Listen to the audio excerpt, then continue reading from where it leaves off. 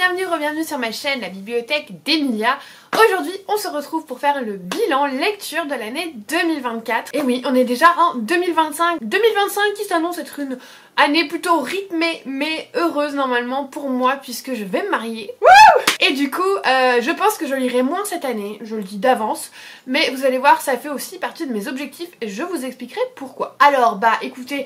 Pour ceux qui arrivent, bienvenue, voilà. Pour ceux qui me suivent depuis un petit moment, vous allez avoir aujourd'hui tous les statistiques, tous les awards que je fais chaque année, puisque ça fait 3-4 ans que je ne fais pas un top 10 mais des awards parce que je n'arrive pas à vraiment classer en top 10. Ça varie selon les mois, selon mon humeur, et du coup je trouve que les awards c'est un peu plus parlant. Pour moi, c'est ma façon de faire, voilà c'est tout. Cette vidéo va être divisée en 3 parties. La première ça va être des statistiques pures, vraiment combien de livres j'ai lu et compagnie. Ensuite vous aurez donc les awards et en fin de vidéo je vous parlerai de mes objectifs pour 2025. C'est parti, on va y aller. Alors on va commencer par des statistiques et la nerd de statistiques que je suis vous en a préparé quelques-unes. Alors je vous ai pas tout mis parce que je me suis dit que ça allait être un petit peu indigeste. Mais cette année j'ai lu 148 livres dont 18 abandons. C'est plus abandon que l'année dernière, mais ça faisait aussi partie un petit peu, pas de mes objectifs parce que je m'en étais pas franchement fixée l'année dernière, mais on va dire de mes envies de me laisser un petit peu plus guider par mon ressenti et de ne pas m'enfermer dans des lectures qui ne me conviennent pas. Et donc 18 abandons, c'est pas mal. Je pense très honnêtement que j'aurais pu en abandonner plus cette année. Surtout j'aurais dû en abandonner plus. Je vais essayer de me laisser un peu plus porter par ça l'année prochaine et de moins rester bloquée sur des lectures qui me conviennent franchement pas, histoire de dire que je les ai lues parce que c'est des SP, parce que si, parce que ça. Il y a un moment où il y a tellement de choses à lire que quand c'est pas une lecture qui nous fait du bien, ça sert à rien de continuer. 18 c'est quand même pas mal sur une année entière, donc en tout ça fait 130 livres effectivement lus jusqu'au bout et je trouve que c'est pas mal. Putain de temps je lisais quasiment 160 livres par an, mais je ne prends pas cette baisse comme quelque chose de négatif. Je vous expliquerai pourquoi dans les objectifs de l'année, mais voilà, ça me va très très bien, c'est déjà énorme. Franchement c'est déjà énorme 130 livres. Encore une fois, je vais faire un petit laïus, c'est pas une compétition. Vraiment, ce n'est pas une compétition. Gardez en tête que déjà toutes les personnes que vous voyez sur les réseaux et compagnie lisent fatalement plus parce qu'elles font des réseaux, parce qu'il y a du contenu à faire, parce que machin, et du coup ça motive un petit peu plus à prendre son livre plutôt que de scroller ou regarder la télé ou quoi que ce soit. Donc prenez en compte déjà le fait que les personnes que vous voyez qui font des vidéos notamment sur YouTube lisent naturellement plus que la moyenne générale, c'est normal. C'est le côté entraînant de on fait des vidéos, on fait des posts et ça donne envie de toujours découvrir plus de choses. Idem, les personnes qui reçoivent pas mal de services presse, dont j'en fais partie d'ailleurs, quand vous recevez plein de sorties qui sont récentes en plus, vous avez envie de les lire, donc vous vous dépêchez vite, de trouver du temps en fait tout simplement pour lire. Et voilà, donc déjà ne vous comparez jamais aux influenceurs littéraires. Je pense que la lecture, ça doit rester un plaisir, ce n'est jamais une compétition et surtout chacun lit à son rythme. Que ce soit un livre tous les 2 ans, que ce soit 10 livres par semaine parce que on a le temps de faire ça et qu'on en a envie, ce n'est pas une compétition. Gardez ça en tête, chacun son rythme, chacun son envie et voilà. Donc moi je suis très contente de ces 130 livres, vraiment je trouve ça assez chouette et surtout on est sur à peu près 50 000 pages et ça me paraît juste énorme. Je me dis bout à bout c'est juste ouf. Mais là où je suis par contre hyper contente, c'est que j'ai écouté 428 heures de livre audio. Ça aussi je vous avoue ça aide pour bastonner le livre audio pour les personnes qui arrivent parce que évidemment il y a des gens qui n'y arrivent pas. Moi je vous avoue qu'avec mon cerveau de TDAH la lecture audio c'est du pain béni parce que ça permet de focaliser mon cerveau et faire d'autres tâches en même temps. Alors des tâches manuelles j'entends hein. Évidemment des trucs compliqués où il faut réfléchir avec un livre audio c'est pas possible, mais par contre des tâches physiques telles que de l'exercice, telles que du ménage, telles que du rangement, telles que aller prendre le train ou ces choses là, c'est hyper bien pour mon esprit. J'ai un petit peu délaissé la musique au profit du livre audio, j'aimerais remédier un petit peu à ça l'année prochaine. Ça fait pas partie de mes objectifs mais j'aimerais écouter un peu plus de musique parce que j'ai l'impression que j'ai trop essayé de lire du livre et j'ai trop automatiquement pris du livre audio alors que parfois j'en avais pas forcément envie, que j'ai envie d'écouter de la musique. Voilà, donc j'aimerais être un petit peu plus chill sur le livre audio l'année prochaine parce que 428 heures c'est énorme, c'est le double de l'année dernière, le double. Voilà, mais bon, en même temps c'est vachement chouette parce que j'ai pu écouter énormément de livres et je me rends compte que notamment la fantasy adulte bien immersive où il y a énormément de détails, et ben c'est avec le livre audio que j'arrive le mieux à rentrer dans l'histoire parce que je suis captivée par le moindre détail, tandis que sur du livre papier je peux avoir tendance à être déconcentrée et du coup louper des détails, louper des machins, alors qu'avec le livre audio je suis concentrée de A à Z. En parlant de fantasy, mon genre le plus lu évidemment c'est la fantasy. On est sur 70 livres, donc plus de la moitié. C'est à peu près la même chose que l'année dernière. Après vient le cozy mystery, hein, évidemment. C'est un petit peu un des genres que je lis le plus. Et après il y a une variété de genres, puisque je suis plutôt une lectrice éclectique, mais que évidemment ma fantasy, je l'aime. Donc ça, ce n'est pas du tout une surprise. Au niveau de auteurice, la plus lue, et bien c'est Julia Chapman qui remporte cet award cette année.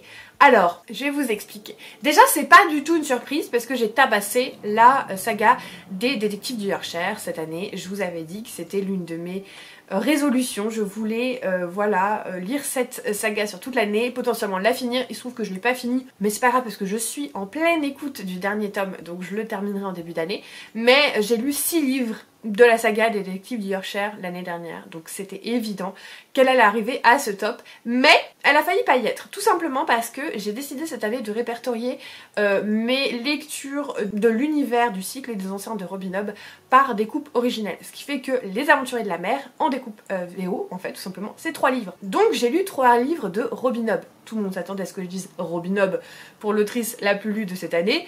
Mais non, puisque je les ai mis par découpe VO. Donc 1, 2, 3, ça m'a fait un livre, 4, 5, 6, ça m'a fait un livre, et 7, 8, 9, ça m'a fait un 3e livre. Si je les avais fait en découpe française, Robin Hobb serait largement arrivé en tête, puisque ça fait 9 livres en découpe française. Mais honnêtement, je trouve que c'est un peu plus parlant que Julia Chapman soit à ce top, parce que tout simplement 6 livres, c'est l'équivalent en fait de 6 mois de lecture, alors que Les Aventures de la Mer, je les ai lus sur 3 mois, donc voilà, ça me semblait bien qu'elle soit à cette place-là, mais je tenais à dire que Robin Hobb était pas très loin. Robin Hobb, qui je vous rassure, reste mon autrice préférée de tous les temps. Voilà, ne me faites pas dire ce que je n'ai pas dit. Au niveau de l'origine des auteurs, je suis à 50% d'auteurs américains, ce qui est pas du tout étonnant puisque depuis toujours, je lis énormément de traductions. Cependant, je suis à 23% d'auteurs français et je crois que c'est en hausse par rapport à l'année dernière. Et ça, je trouve ça très chouette. Je découvre de plus en plus d'auteurs français, notamment avec les salons, et j'avoue que j'aime beaucoup ça, donc je suis très satisfaite de cette statistique. Encore quelques-unes et ensuite on passe aux awards, je vous rassure, pour ceux qui n'aiment pas les statistiques, on a bientôt fini. La maison d'édition que j'ai le plus lue cette année, et je vous avoue que je m'attendais pas forcément à ce que ce soit elle, mais c'est assez logique, c'est Calman Levy. J'ai été partenaire cette année, je le suis encore l'année prochaine, et j'ai lu 9 livres quand même de chez Calman Levy. Après, au niveau du reste des places, c'est assez aléatoire, il y a plein de choses. Il y a du Nami, il y a du Cherche Midi, il y a du Lumen, il y a plein de choses. Mais vraiment, Calman Levy était au-dessus de tout le monde. Et regardez les gens de haut. Et je trouvais ça très sympa d'avoir finalement, alors que mon genre préféré c'est la fantasy, d'avoir une maison d'édition qui ne fait pas de fantasy en top. Je trouvais ça assez drôle. 64% de mes lectures étaient des séries et donc faisaient partie de ce pack de sagas que j'aime tant. D'ailleurs, restez à l'affût, les vidéos sur les sagas arrivent très prochainement. Donc j'en parlerai pas trop, mais 64% quand même, ce qui est assez classique, ça ressemble un petit peu à ce que j'ai tous les ans.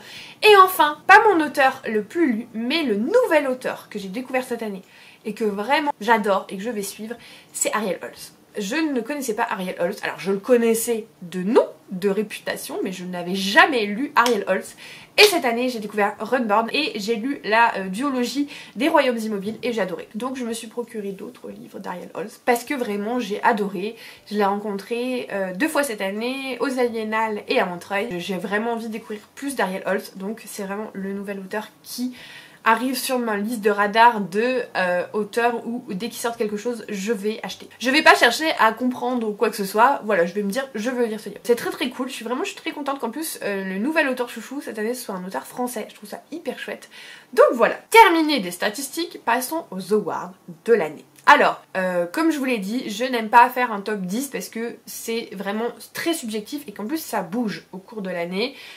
Au cours même des dernières semaines, j'ai fait plusieurs top 10, j'ai réessayé pour voir si, et en fait à chaque fois c'était pas cohérent, ça n'allait pas, et donc du coup je fais des awards. Alors, du coup, l'award du livre qui m'a fait le plus pleurer, est-ce que c'est vraiment étonnant? Non, je ne crois pas. Ça a été ma première lecture de l'année et j'ai pleuré comme une madeleine. Alors, c'est peut-être le tome que j'ai le moins aimé de la saga, mais vous le savez, Mémoire de la forêt, c'est vraiment une série que j'aime de tout mon cœur. C'est une série que je trouve vraiment adaptée à la fois pour les adultes et pour les enfants. Et surtout, c'est une série qui vous prend aux tripes et qui vous fait pleurer comme une madeleine. Et moi, j'ai adoré cette lecture. Je l'ai trouvée géniale. Pour ceux qui ne connaissent pas encore, c'est une saga jeunesse anthropomorphique avec des animaux qui habitent dans un petit village et il leur arrive des péripéties. Le premier tome est très touchant. Il parle de la maladie de l'oubli-tout qui est corrélative à Alzheimer. Ayant moi-même mon grand-père qui a été atteint de cette maladie, qui nous a quittés, vraiment j'ai pleuré comme une madeleine, voilà. Après les autres tomes m'ont un peu moins ému parce que je pense qu'il y avait ce côté où ce thème-là du premier tome m'était vraiment très personnel et cher, alors que les autres me correspondaient moins. Mais c'est une saga hyper qualitative que je vais garder très précieusement pour mes enfants parce que j'aimerais que mes enfants découvrent cette saga, qui comprennent certaines thématiques, certains sujets exprimés de manière plus que douce et belle. Donc voilà, désolée, j'ai le soleil qui a décidé qu'il avait envie de faire la fiesta. Pourquoi pas, ma foi. Le livre qui m'a fait pleurer de rire, cette fois-ci, vraiment, genre j'avais les larmes aux yeux, c'est sans aucun doute, et je pense que beaucoup auront trouvé la réponse avant que je le montre, mais c'était Personne n'était censé mourir pendant ses vacances de Catherine Mac, publié chez Cherche Midi. C'est un cosy mystery, même plus mystery que cosy parce que c'est pas tant cosy que ça, mais c'est surtout hyper drôle. Franchement, c'est hilarant. Alors, tout le monde n'accroche pas et je comprends tout à fait parce que c'est un humour très particulier. Dans ce début de saga, on va suivre Eleanor qui en gros est une autrice à succès un peu malgré elle parce qu'elle a sorti un livre qui était largement inspiré de sa vie et de sa rencontre avec Connor qui est un espèce d'agent secret et qui du coup a eu un tabac monumental. Elle est obligée de continuer cette saga alors qu'à la base elle voulait même pas vraiment devenir autrice et elle est obligée surtout de scoltiner Connor parce que c'est devenu le héros de sa saga et du coup elle en est à son 10e tome, elle en a marre, elle peut plus le blairer et elle va essayer de le faire mourir dans son livre au cours d'une tournée promotionnelle. Sauf que pendant cette tournée, il y a quelqu'un qui essaye réellement de tuer Connor dans la vraie vie. Et donc ça commence comme ça. Et en fait, ce livre, c'est tellement drôle parce que moi, ce qui m'a vraiment conquise, c'est les notes de bas de page. Les notes de bas de page qui sont à pleurer de rire. Ça m'a énormément fait penser à l'humour de Jay Christophe. Je comprends tout à fait que tout le monde n'accroche pas. Vraiment, il y a des gens qui ont détesté et je comprends tout à fait. Je pense pas que c'est un livre qui peut convenir à tout le monde. Mais moi, qu'est-ce que j'ai rigolé. Je vous jure, j'étais mais en PLS dans mon lit en train de rigoler. Des fois, mon chéri me regardait, il me disait qu'est-ce que t'as? J'étais genre, mais je pleure de rire. Je pleure de rire. Donc voilà, ce livre m'a procuré énormément de joie et j'attends la suite avec impatience parce que vraiment, qu'est-ce que je me suis poilée, mais vraiment de A à Z. Un livre qui m'a déçue, cette fois-ci, je ne l'ai plus en ma possession je crois, c'est la suite de Ce Don Perfide que j'avais adoré. Je vous en ai parlé en long, en large, en travers. Je vous ai dit, ah en plus il va sortir chez Rajo et tout, lisez-le, c'est trop bien, c'est trop bien. Et j'ai lu le 2e tome et je me suis fait mes yesh comme rarement. Vraiment je l'attendais hein, cette suite et oh, c'était mauvais. Désolée hein, mais c'était vraiment pas très bon. Je l'ai même pas terminé. Alors que vraiment ce premier tome je l'avais encensé et voilà, c'est la vie, c'est comme ça, ça arrive.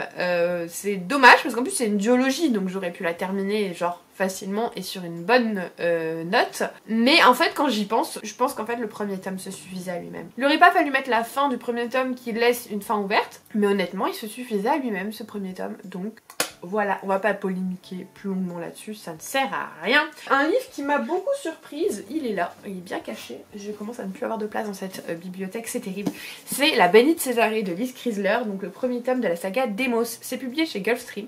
Et pourquoi il m'a surprise? Je vais mettre là, comme ça va cacher un petit peu le soleil. Pourquoi il m'a surprise? Parce que je m'attendais à l'aimer, mais je m'attendais pas à autant l'aimer. C'était incroyable. Si vous n'avez pas encore découvert cette saga, mais foncez. C'est une saga de mythologie un peu romaine. Vous avez en fait plusieurs dieux qui sont les gardiens un petit peu des différents royaumes. Césarée par exemple, c'est le gardien de Césarée, c'est une espèce de dieu, une entité un petit peu, voilà, comme ça. Notre protagoniste est la reine de ce royaume, l'impératrice, suite au décès de toute sa famille qui a été abattue par le royaume voisin. Il y a un truc un peu bizarre qu'on comprend pas au début parce que elle se fait passer pour sa sœur qui elle était une fille illégitime mais qui est devenue la princesse, enfin bon bref, elle se fait passer pour elle et on comprend pas trop pourquoi et c'est fait exprès parce que vous comprendrez au fil de l'histoire, au fil des retours dans le temps.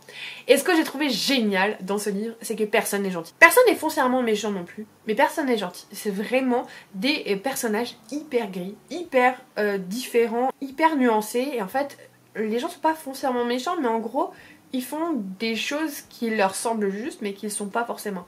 Et surtout notre protagoniste, elle est vraiment pas gentille du tout. Elle est pas complètement méchante mais elle est pas gentille et pourtant vous avez énormément d'empathie pour elle, d'affection, vous avez envie qu'elle gagne alors qu'en fait ses actions sont quand même très répréhensibles quand on y pense. Mais du coup vous avez vraiment ce côté où vous êtes pour le méchant en fait, enfin pas pour le méchant parce qu'il n'y a pas vraiment de méchant mais voilà c'est très particulier, c'est une sensation qui vous perturbe un petit peu et surtout j'ai trouvé que c'était hyper original et que ça change tellement de ce qu'on a l'habitude de lire en ce moment, la romantécie par là, la romantécie par ici. Là on a vraiment une héroïne qui est forte mais qui est pas genre forte sans le savoir, c'est vraiment juste et c'est génial, et c'est génial et c'est tellement rafraîchissant, c'est tellement revigorant et j'ai lu ça en lecture commune avec ma copine Aurélie de Livre Ancienne et on s'est régalé, on l'a adoré. Et voilà, et vivement la suite, je ne sais pas quand est-ce qu'elle sort exactement, je crois que c'est au courant de l'année, mais alors je n'ai plus le mois, et puis en plus ça peut potentiellement varier avec Gulfstream. Ils indiquent printemps, donc voilà, on verra, en tout cas je le lirai avec grand plaisir. Je vous parlais de romantécie, il y en a bien une qui a grâce à mes yeux, et pour cela elle remporte l'award de la meilleure suite de saga, c'est La Reine Traîtresse, de Daniel L. Jensen, publié chez Brajlon. J'adore vraiment cette saga, je la trouve excellente. On est sur une histoire de fantasy un peu tropicale, avec un îlot qui comporte un pont marchand qui est donc capital pour tous les royaumes aux alentours et c'est dans ce contexte que le roi de Maridrina va envoyer une de ses filles, en l'occurrence Lara, notre protagoniste, pour espionner le vilain méchant qui serait le roi du coup d'Itikana, qui est ce royaume d'îlot où il y a ce fameux pont. Et en fait Lara elle arrive en étant persuadée que c'est vraiment le pire des... voilà. Et en fait elle se rend compte que finalement le méchant c'est peut-être pas lui mais plutôt son père. Et je la trouve hyper bien ficelée, j'adore les personnages, j'adore le respect, notamment qu'à Arène pour les femmes, la façon dont le consentement est traité au niveau d'Arène. J'adore les personnages secondaires, les sœurs de Lara qu'on voit dans ce tome là, c'était une de mes parties préférées. Et en plus je trouve que le côté romance est à la fois très bien fait et en plus les scènes sont plutôt suggérées. J'ai même pas souvenir que ce soit très graphique. Pour moi c'est plus du suggéré et presque du fade to black. Alors pas complètement mais on n'est vraiment pas dans des scènes très graphiques hein, parce que sinon moi ça m'aurait saoulé, j'aurais levé les yeux au ciel. Il y a une scène d'intimité je crois, elle est courte, elle est bien rédigée et du coup moi ça m'a pas du tout dérangé. Et c'est rare, c'est assez rare pour le souligner, donc vraiment j'ai adoré cette suite et j'ai très hâte de lire le 3e tome cet été et je pense que j'enchaînerai avec le 4e tome qui va sortir bientôt, que je lirai également cet été. Et voilà, pour moi la meilleure fin de saga et qui en fait complète une saga qui pour moi est pas forcément la meilleure de toutes mais qui est très égale en qualité, c'est Wisteria. Alors c'est pas encore sorti en français, c'est le dernier tome de la saga Belladonna. C'est écrit par Adeline Grace et vraiment j'ai trouvé que ce 3e tome était hyper qualitatif et que au-delà de ça, toute la saga était qualitative alors que souvent vous avez un peu des ventres mous, surtout au niveau du tome 2, hein, on va pas se mentir. Et là j'ai trouvé que vraiment l'autrice avait réussi à avoir une saga très égale et surtout très qualitative de A à Z. Et j'ai trouvé cette fin de saga excellente.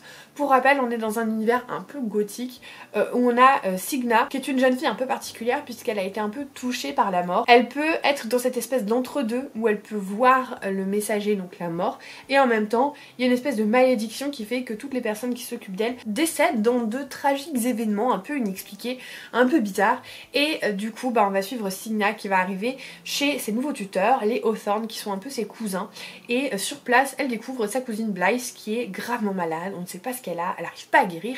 Et en même temps, on apprend que la mère est décédée il y a pas longtemps, un peu dans des circonstances un peu mystérieuses, mais elle se dit que ça la concerne pas puisque en fait elle n'était pas encore arrivée quand la mère est décédée et en effet ça ne la concerne pas, mais du coup elle va mener un petit peu l'enquête. Alors mener l'enquête, on n'est pas du tout dans du policier mais on est quand même dans du mystère je trouve.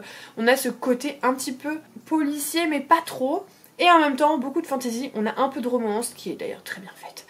On a des personnages qui sont très intéressants, qui sont creusés, ce qui nous donne plusieurs aussi points de vue, et notamment au cours de la saga, on change de point de vue, on passe sur d'autres personnages pour revenir ensuite, enfin voilà, on fait un peu un micmac, et finalement ça marche super bien. Et d'autant plus que j'avais détesté vraiment les personnages de son ancienne saga, j'avais DNF, je crois, le premier tome du Trône des Sept Îles, donc c'est vous dire. Donc vraiment, cette fin de saga, je l'ai trouvée excellente. Pour le meilleur thriller de l'année, j'en lis pas beaucoup mais j'ai envie de m'y remettre, on en parlera un petit peu plus tard. C'est pas vraiment un livre mais plutôt une saga, la saga Pietro Garber que j'ai dévorée et adorée cette année. Il y a 3 tomes, c'est écrit par Donato Carisi, c'est ma première, on va dire, rencontre avec l'auteur que j'ai lu après, par exemple j'ai lu un stand-alone et je vais essayer d'étoffer ma lecture de Donato Carisi au fil des années parce que j'ai adoré. Pietro Garber c'est une saga qui va parler d'un hypnotiseur pour enfants, donc qui s'appelle Pietro Garber, qui va toujours, le pauvre, se trouver dans des situations pas très sympathiques et toujours à aider la police à résoudre des enquêtes par rapport à des enfants qui ont des propos bizarres, qui ont des traumatismes et Pietro va essayer par l'hypnose de découvrir ce qui s'est passé. Et c'était génial, c'est haletant, c'est hyper bien fichu, il y a ce suspense qui vous tient, c'est difficile de comprendre où on va avant la fin où l'auteur vous donne volontairement les pièces pour tout assembler en fait. C'était génial, j'ai adoré cette saga, j'ai hâte qu'il y ait un autre tome qui sorte puisque j'ai lu les 3 premiers tomes, c'était excellent. Voilà, tout simplement, c'était excellent. Et j'ai rien de plus à vous dire, j'adore cette saga et j'aime beaucoup l'auteur du coup également. Pour la meilleure saga que j'ai lue cette année, elle est juste ici et du coup vous allez m'épargner le fait de tous les sortir, c'est évidemment Les Aventuriers de la Mer de Robin Hobb, j'en parlais en début de vidéo. J'ai lu cette saga sur les mois de juin, juillet et août et c'était excellent, c'était vraiment une saga qualitative mais... un truc de fou. J'en ai peu parlé. Enfin j'en ai parlé pendant cet été parce que forcément je le lisais et tout machin. Mais c'est vrai que j'en ai moins fait le tapage que l'Assassin Royal. Tout simplement parce que je pense que j'ai ce fantôme de l'Assassin Royal qui est là sur mon épaule. Les personnages que j'aime vraiment mais de tout mon cœur. Pas le monde parce que le monde est meilleur dans Les Aventuriers de la Mer puisque c'est une continuité de l'univers de Robin Hobb. Pour rappel parce que c'est un peu difficile de se retrouver là-dedans, je vous ai fait une vidéo sur l'ordre de lecture de cet univers qui est incroyable, qui est grand, vaste et j'en ai encore pour quelques années et je pense que je les relirai. Donc dans Les Aventuriers de la Mer, on étoffe le monde qu'on connaît déjà dans l'Assassin Royal. Donc le monde est meilleur dans Les Aventuriers de la Mer, ça c'est clair et net, c'est indéniable.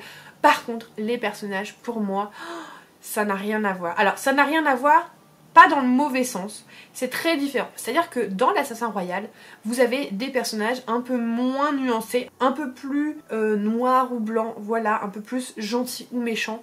Vous avez des personnages que vous aimez dès le départ. Et du coup, pendant 6 tomes, vous les... Enfin, 6 tomes, version française, parce que c'est 3 versions VO. Et en fait, pendant tout ce cycle, vous les aimez de A à Z. Vous les suivez, vraiment, vous investissez corps et âme pour eux. À la différence que dans Les Aventuriers de la Mer, vous avez des personnages beaucoup plus nuancés. Il y a très peu de personnages qui sont foncièrement gentils ou mauvais. Alors oui, évidemment, vous pouvez quand même les catégoriser en plutôt méchants ou plutôt gentils, mais il y a vraiment ces nuances qui sont très importantes. Même le personnage le plus gentil à un moment a des comportements un peu répréhensibles. Et vraiment vous avez cette nuance, cette palette en fait très étendue de personnages. Vous avez surtout des personnages que vous détestez au début et que vous adorez à la fin. Et presque inversement. Ce qui fait que c'est pas que c'est moins bien, c'est juste que vu que en fait vous n'avez pas un attachement de A à Z, l'attachement vraiment varie au fil des tomes puisque les personnages évoluent dans le bon ou le mauvais sens. Ça fait que j'ai moins cet attachement aux personnages que dans l'Assassin Royal où eux je les ai aimés dès le départ et je les ai aimés tout du long. Vous voyez ce que je veux dire? Pour les raisons que je viens de vous exprimer, et ça a été assez long, j'ai une préférence quand même pour l'Assassin Royal que j'ai très hâte de retrouver cette année dans le 2e cycle de l'Assassin Royal. Vraiment j'ai tellement hâte de les retrouver. Et donc ça reste la meilleure série que j'ai lue cette année, mais le cycle de l'Assassin Royal est tellement... je lui ai tellement donné tout mon cœur que forcément à côté, et c'est un peu moins émotionnellement bon. Je dis émotionnellement bon parce que objectivement c'est excellent. Mais voilà, moi j'attends juste de revoir Fitz en fait tout simplement, et les autres évidemment. Bref, j'ai beaucoup parlé pour cette catégorie, donc on va passer à la suivante. Ma lecture doudou, qui est également ma meilleure lecture de l'année. Il n'y a pas vraiment à chipoter, hein. Elle est juste derrière moi, comme ça elle est facile d'accès. C'est Rendez-vous sur l'île de l'horloge de Meg Shaffer, publié chez Nami. Et c'est marrant parce qu'en plus c'est marqué coup de cœur, et vous savez quoi, je n'ai même pas retiré l'étiquette.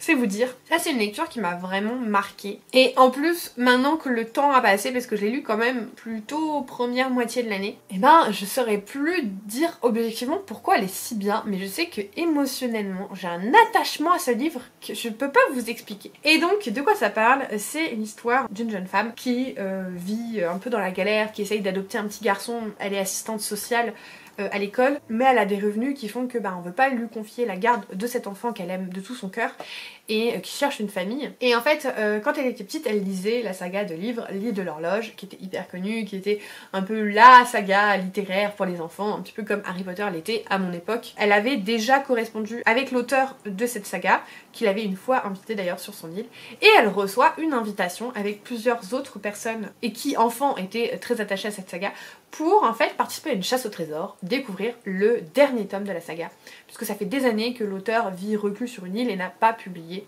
Et donc elle va se lancer dans cette chasse au trésor. Sur place, elle va rencontrer plein de personnes, elle va évoluer, elle va grandir. C'est un roman très prenant et beau et qui vous fait sourire en fait. C'est un roman doudou qui vous fait sourire, qui vous fait vous sentir bien, qui est beau, qui est doux, qui est dur un petit peu quand même. Et voilà, je ne saurais pas vous dire pourquoi c'est ma lecture préférée de l'année. C'est celle qui, émotionnellement, reste ici, dans mon cœur, et que si je réfléchis à mon année 2025, je pense directement à ce livre. Pourquoi ?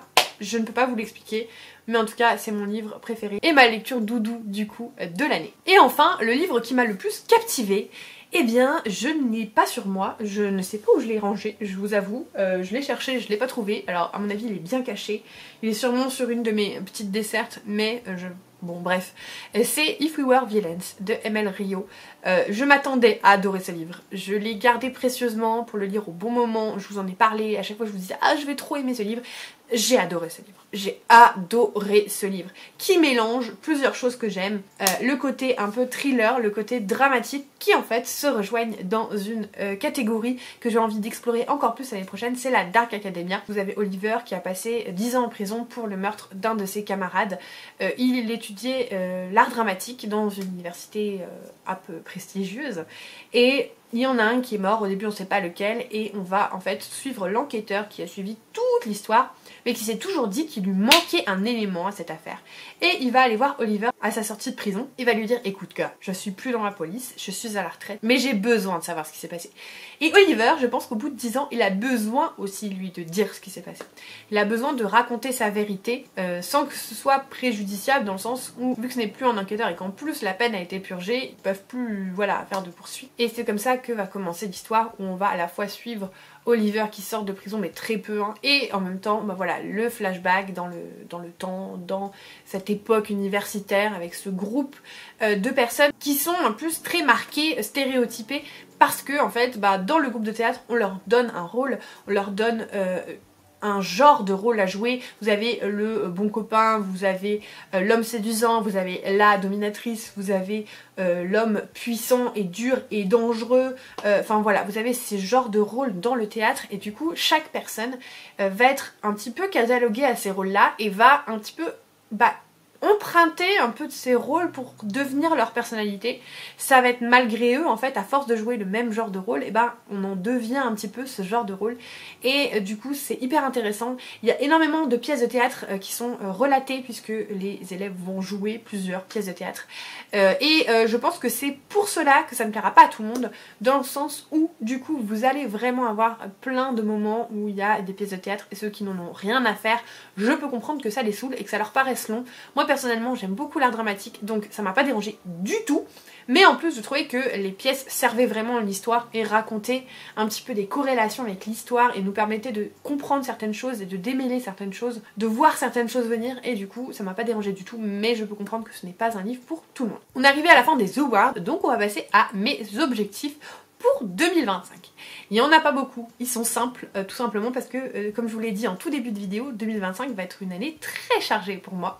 Et donc, loin de moi l'idée, l'envie de me rajouter du stress supplémentaire. Alors, dit-elle alors qu'elle a déjà programmé 2 lectures communes en janvier. Mais c'est pas grave, j'avais envie de le faire, c'était pas du stress. Donc, quels sont mes objectifs pour cette année? C'est de lire moins. Alors ça va en étonner beaucoup, mais de pas forcément me forcer à moins lire, mais de m'accorder plus de temps pour faire d'autres choses et surtout de ne pas me dire ah j'ai pas assez de contenu et tout, parce que ça c'est une réalité pour les personnes qui font du contenu littéraire.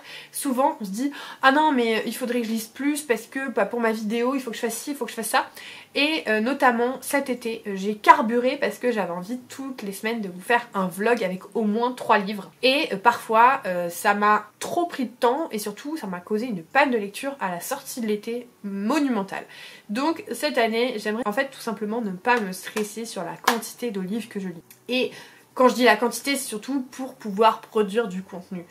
Et donc en fait le but n'est pas forcément techniquement de lire moins, mais d'être moins stressée sur combien de livres j'ai lu, combien de livres, est-ce que je dois faire des posts Insta, est-ce que je dois faire ci, est-ce que je dois faire ça. Chill. Cette année ça doit être chill. C'est ça en fait finalement le maître mot de tout ça. J'ai quand même des petites choses que j'ai envie de faire. La première c'est peut-être de lire un petit peu plus de graphiques, mais sans me stresser, sans trop me dire voilà. Mais j'aimerais bien être un petit peu plus dans les lectures graphiques. Tout simplement parce que j'aime bien ça mais que je ne sais pas trop où chercher, où commencer, donc bah, je vais essayer de me faire un peu épauler. J'aimerais également lire un peu plus de thriller parce que avec le Cozy Mystery que j'ai beaucoup lu, j'ai un peu délaissé le thriller et pourtant j'adore ça. Donc j'aimerais bien relire un petit peu plus de thriller pur. Ça commence bien puisque ma première lecture papier de l'année ça a été un thriller et une réussite d'ailleurs. Donc voilà, j'aimerais bien être un petit peu plus exploratrice dans ce genre là que j'adorais, hein, que je lisais beaucoup avant et qui a été progressivement complètement remplacé par le Cozy Mystery. Ça veut pas dire que je ne veux plus lire de Cozy Mystery, ça veut dire que j'aimerais lire un tout petit peu plus de thriller un peu plus régulièrement. Au moins un par mois je dirais, ce serait pas mal. Ensuite j'ai organisé des lectures communes, donc j'aimerais bien m'y tenir. Même si je suis toute seule à parler, c'est pas grave. La première c'est la saga Hunger Games, puisque le deuxième préquel va pas tarder à sortir. Du coup j'ai décidé que j'organiserai une lecture commune tous les 2 mois, donc janvier, mars, mai et juillet, pour lire les 4 tomes qui sont déjà parus.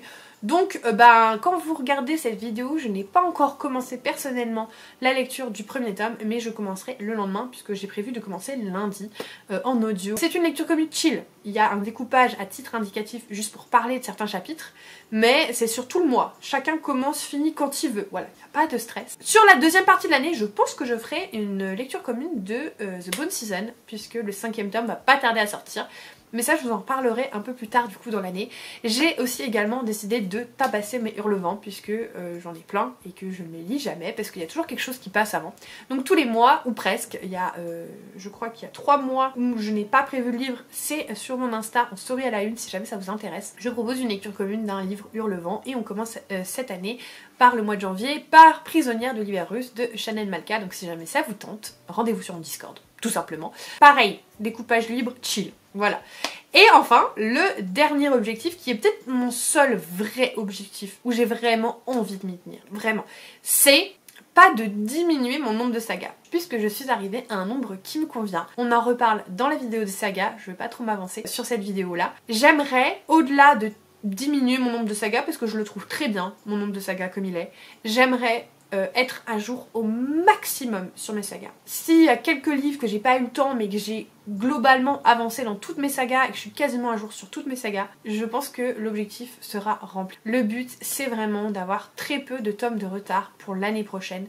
Tout simplement parce que j'ai pris parfois des retards monstres et j'ai envie d'être à jour sur mes sagas parce qu'à chaque fois que je mets trop longtemps à lire un tome et la suite, eh bien je perds l'envie, je perds la mémoire, je perds plein de choses et je n'apprécie pas autant ma lecture que si je l'avais lu régulièrement. Alors régulièrement c'est pas forcément un par mois, hein. Mais ça peut être un par an déjà. Et parfois, il y a plein de sagas, je me suis rendu compte cette année que je n'ai pas lu depuis 2 ans. Et pour moi, c'est un problème. C'est un problème parce que je vais plus du tout savoir où j'en suis dans la suite. Donc voilà, mon objectif cette année, c'est d'être à jour au max sur une grosse partie de mes sagas. Je sais que tout ce sera pas forcément faisable, mais si on va dire que 80% de mes sagas je suis à jour et que les 20% restants il me reste un livre, ça va. Donc rendez-vous l'année prochaine pour voir si j'ai rempli cet objectif.